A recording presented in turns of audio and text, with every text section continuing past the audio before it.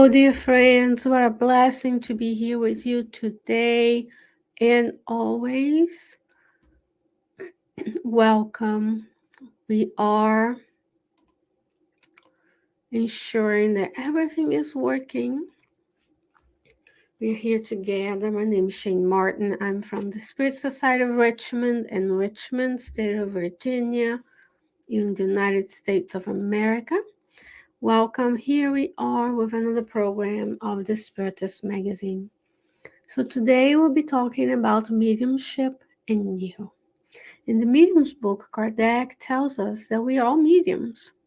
We can perceive the presence of the spirits in some way, so we are mediums. Either we have intuition or we are ostensive mediums. And if you're ostensive mediums, you may be able to see, hear, converse with, feel the presence of the spirits with you, and participate in mediumistic work.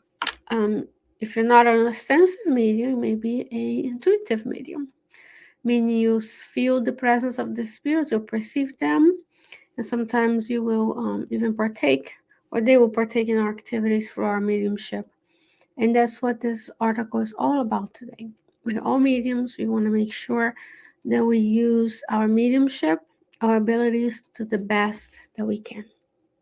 And if we're in this beginning phases of developing mediumship, we want to know what to do so that we can attune with the superior spirits much more than we are tuning with those who are still lacking comprehension and application of God's laws. After all, we all imperfect spirits, but we are growing, we are improving, and together, fulfilling the law of society, we can do great things. So let me share with you my screen. So this is what the PDF version of the magazine looks like. So it's issue 37. If you're visiting, if you're attending this program for the first time, know that you can download all of the issues of the magazine free of charge by visiting spiritistmagazine.org. You can download the app. You can download the app. You can send a question to the editor-in-chief. You can order a physical copy of the magazine, whichever way you feel that you'll be best consuming these teachings in your daily lives. You can do so, spiritistmagazine.org. And here we are today. We have a beautiful study. And as I share with you my screen, we'll get to the article. So let me ensure that you can see. So here on the left hand are the little thumbnails. This is a PDF reader from my computer, and you can toggle through all the different articles of the Spiritist magazine, some of which we have already discussed. These articles has a few dedications to Divaldo Franco. And this was published in 2017, so we have now a few years since these articles have been published. And we're going to look for this article here titled Mediumship and You. If I hide the sidebar, the screen gets a little bigger. And this article is from the book Peace and Renovation, is lesson on message 13. And a lot of the articles you will see in the Spiritist magazine are on the translation and revision, not yet published in the English language. So you have a first view of content that before you could only access if you were able to speak Portuguese, or you're willing to get this translation under a translation software so that you could read it. But it's a first view in these articles and this teaching. So let's talk about mediumship in you. And the article is from the Spirit under Luiz, And the mediumship is from Francisco Cândido Xavier, which everyone affectionately calls Chico Xavier. So he first going to talk about intuition. Let me get a balance here. Remember, we are recording this for you. I do it directly from the PDF so that you can know that you can do it just as so with your Spiritist group. But you ask me, what if I don't have one? Please start one. We need those nuclei of light spreading all throughout humanity. Start a gospel according to Spiritism, study at your house, just in the home, worship, a gospel at home, depending on how you want to call it. Invite your friends and start with reading out loud once a week by yourself, and then invite others to join you. And eventually, if it's meant to be, then the good spirits will guide you to find a location, to find a group of, to attract a group of workers to your side. That's how we started here in Richmond. And today we have many workers in our own headquarters. So it starts with small acts of study. We can show that we're faithful in the small things, and God will give us more to do. So let's talk about mediumship and us. When I say you, I include myself, of course. He says, Andre Luiz says, intuition exercises the faculty of clear and immediate perception. However, to amplify your area of action, seek to cultivate good thoughts in a constant manner. Such an important reminder, because what are we doing with our intuition when we are somewhere and we perceive an idea comes to mind, or we feel the need to call someone and they are in need? It comes with this interaction between the two realms, right? You have a spirit developed by a paraspiritual body connected to the physical body, and the spirits around us have their spirit and paraspiritual body, so we can intermingle and perceive them. But it comes into the same question: who do I want to tune with? So he's saying amplify your area of action. So even if we're using our intuition now, to a certain extent, we can always improve and expand. And we do that by cultivating good thoughts.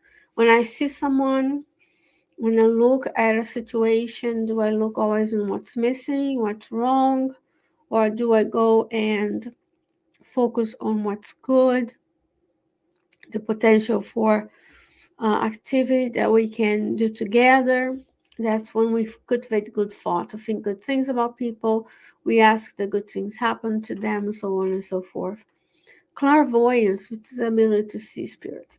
Think the possibility of seeing the spiritual plane. Can you imagine you are at your spiritist center and you are doing a prayer, and someone else is doing the prayer, and then you're able to see each and every mentor, the mentors of the group, the workers who are there helping us, spirit physicians, nurses, and therapists, as well as those who are there to receive consolation and help. That's a blessing. So if you are able to do so, thank this possibility, because it's very special. He said, however, day-to-day efforts, stay in the good side of people and situations so that your resources aren't compromised in evil. Again, very in line with the chapter 10 of the book Foreign Life, Seek the Good, Visualize the Good, Mold the Good, by Emmanuel, because we want to look at that person not as the imperfect spirit that they are today, or the situation, how hard it is to look around the world today when we instantly can be connected with everything and everyone. Yet we can visualize the earth improving, the planet of regeneration, the era of regeneration coming upon us, when there's so much do we still have to work upon as a society. So stay in the good side of people so that we can use the resources of clairvoyance, not for evil purpose, not looking at what's lacking, but what is um, blessed in each and every person in the world. Hearing mediumship. Rejoice in hearing the discarnates. However, learn to listen in everyday life to construct the happiness of others. defending yourself against the falling into the traps of darkness. Learn to listen in everyday life to construct the happiness of others. This is very important because, again, we tend to filter and compare. And the tools we have today for connection, if you can call social media connection, is our tools that where we curate our lives the brightest, the best, so other people can see. So we want to construct the happiness of others. When we see someone enjoying a vacation, graduating, getting a house, having the everyday accomplishments of the physical world, do we rejoice? Do we listening for opportunities that we can help them construct that happiness? We know that we shouldn't be just focusing on the physical, but part of being incarnated is that to use the physical resources, because without them, without physical resources, we wouldn't even be together, right? I'm enjoying the beautiful microphone made by Rode, the camera made by Logitech, the computer, the light source. So there are things we have, and the question is, do we have enough? We work on when we have enough, we are content and we are thankful. So we want to make sure that we help them construct the happiness that will last beyond, because the physical, the vacations, the traveling are pleasurable, but that's different from joy and happiness, right? Because pleasure is finite and short-lived. Speaking mediumship, psychography, psychophony, as we call it. Language strength is when someone is spirits use their um, speaking apparatus in order to communicate. Language strength so that the spirits can speak with incarnates. We do these mediumistic meetings under the guidance of the Spiritist doctrine in a place like the Spiritist Center. I'm not saying to do this at your home. We do this together, protected by the superior spirit around us. So, yes, we should let them speak and realize their suffering, realize their new state, be able to counsel them to help themselves move on to a better situation in the spiritual realm. He says, however, in the daily experience, select words and behavior so that your verb does not become vehicle for the influence of dark forces. Very important. How many times we say things just because we can't be quiet? We say things because we want to connect. And we practice this, at the centers. Like, is it truthful? Is it helpful? Or am I just saying for the sake of saying? When I only go to the center to participate in studies, when I can talk, what am I saying? Am I selecting the words and behavior? When you look at books, such as the ones that I present to you on Thursday, so in this case, the book Courage, the book Right Path, we see that spirits such as Emmanuel, Andrea, Luiz, and others like May, Albino Teixeira, they have very selective ways of speaking. Even one of the angels, right? They select each word. They're careful.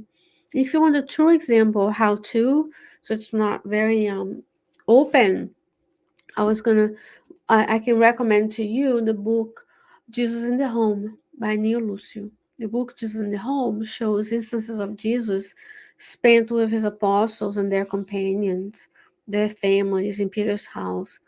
In that book, Jesus select when to say, how to say, what to say. He's very measured. And we are not. We just say, we comment on people's clothing, we comment on the way they look, their makeup, their hair, things that are not important in this life. There's nothing wrong with having good self-esteem and caring for oneself. But it's really, really helpful to comment that someone looks tired, that they look sick, that no, we have to be charitable. The same way we want others to be charitable to us. Another important topic for our lifetime and our times is writing mediumship, right? When you're writing an article, a social media post. He says, write with the entities living away from the physical body, but make it a habit of writing the benefit of peace and edification of neighbors, preventing that your intelligence be a chamber of perturbation. how many right now are allowing themselves to be channels of perturbation when they write hateful comments, when they spread fake news, when they spread misinformation, when they bully someone online, when they're creating content that is not truthful, that sows doubt in people's souls and destroy hope, then you are being a channel of perturbation. The same way when I'm around my loved ones and I say things that I didn't mean to or I shouldn't have, I've learned better. I may be under the influence of the dark forces. So it's a channel of perturbation. That goes with music that is not elevated, that has very crude content and words, because words have power. In the book of Calmness, I believe it's common under Emmanuel says that of your voice is your sound portrait. What you say, how you say it, it has a specific image to it. An image to it. So if you're constantly using curse words, vulgar words, singing, listening to that content, when you're producing horror movies, movies of suffering, pornography, when you are writing books that incite violence, that have content that is derogative towards others, you're being a channel of perturbation. And we know that those spirits, those writers, will find themselves in times of suffering in the world, because whatever you give is what you get. If we are sowing discord, we're going to plant discord. Because if I sow corn, I cannot plant rhubarb. If I sow discord, I get discord. That's why I'm saying make it a habit of writing the benefit of peace. Share the good posts on social media. Like, subscribe, share the Spiritist content. Not because anybody wants to be famous or have the most likes, but it is all about sharing the good news and being courageous to be the one to do it. What else? Oh, materialization. Give body to the formations of the extracorporeal plane. However, above all, materialize your own works. When we think of the good, when we do the good, when we volunteer, when we help others, we're materializing our own works that we came to do on the earth. Healing. Apply passes and other healing measures to benefit the sick. We do that, right, in the Spiritist Center or under the guidance of the mentors in groups, or groups of 2 or 3 people in hospitals when people are sick. Yet keep your hands in the execution of the tasks and obligations that God entrusted to you. That may be caring for family, caring for loved ones, volunteering in the community, doing the best work you can do at your work. Because when we infuse and impregnate good fluids into the things that we create, others can benefit as well from that. Displacement mediumship. Collaborate with your psychic resources in moving objects without human touch, but also be charitable in every action wherever you are. Because here is all about mediumship is not just in the Spiritist Center. Mediumship is a gift, is a faculty that is with you everywhere you go. And we all, as intuitive mediums, according to the Medium's book by Kardec, we can impart goodness in the world. We can use our words to spread the good. We can write things that make people be loving and caring. We can stop discord, disgrace, lack of hope from spreading by not sharing those things. So we all have a way to be charitable in that manner. He says premonition. Rejoice in the responsibility of foretelling events. However, seek to feel, think, and do the best within your reach. Now, let's not worry about later. Let's worry about what can I do today within my circle of influence to impart the most good in everyday moments, so that your conversation don't transforms into a trumpet of pessimism and destruction. So yes, can I Am I allowed to see what's coming? Maybe. And if I am, it says rejoice in the possibility. Even though it's a very important, imagine what the responsibility if you know something's going to happen to someone that you know. And what do you do with that, right? A responsibility. But he's saying, do the best within your reach in everyday moments. So we don't connect with spirits who are just malicious and telling us things that are going to happen that turn out not to happen, and maybe even detrimental for people to know that they're coming. Mediumship in general. So all of us, intuitive mediums, ostensive mediums. Any mediumship serves the purpose of incorporating the field of phenomena that demonstrate the existence of the spirit. But do not forget that the use of the mediumistic values for the good or for evil is something that is in you and depends on you in every circumstance, everywhere. So, yes, mediumship has the purpose of cooperating the field of phenomena. So, when you are a medium and you partake in mediumistic activities, you are fully demonstrating that we have um, the immortality of the soul, the communicability of principles, according to the Spiritist doctrine. But he says the use of the mediumistic values, that we can choose to use them for good or evil. It depends on us. So it's for me to choose, how do I speak? How do I listen?